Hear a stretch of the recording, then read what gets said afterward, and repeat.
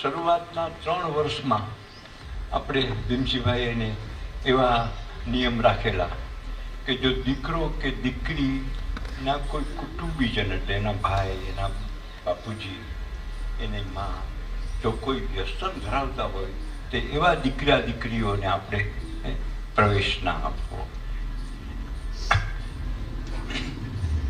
3-4 વર્ષ તો એમ માનો કે આમ હેન્ડ ટુ માઉથ થયા, કારણ કે સંસ્થા ચલાવવી, શિક્ષકોના આટલા પગાર, બીજું બધું આ તે, અને વિદ્યાર્થીઓ તો આવા કડક નિયમને કારણે પહોંચી ન શકે. પણ 4થા વર્ષથી વાત બદલી. બધા જ વાલીઓને અને આપણા સમાજને પ્રતીતિ થઈ કે આ સંસ્થા કંઈક સરસ કામ કરે છે, કંઈક જુદું કામ કરે છે.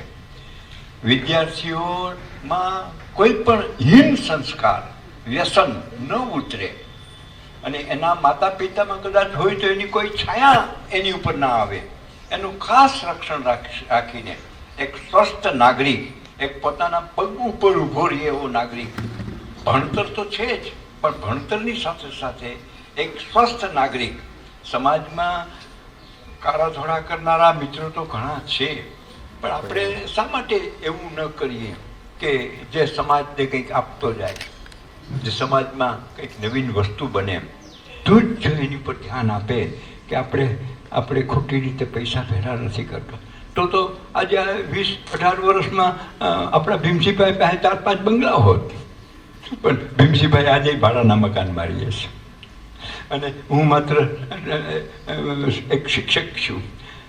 અને સ્વામીજી જ છે, એટલે તો સંસાર કંઈ છે નહીં, કરતા રહીએ છે. તો સવારે મૂળભાઈ પણ હતા આપણી વચ્ચે. તો તમે જુઓ કે સજ્જનતા એ જુદી વસ્તુ છે. એને ડેવલપ કરવું, એને પાડવું એ કઠિનમાં કઠિન છે.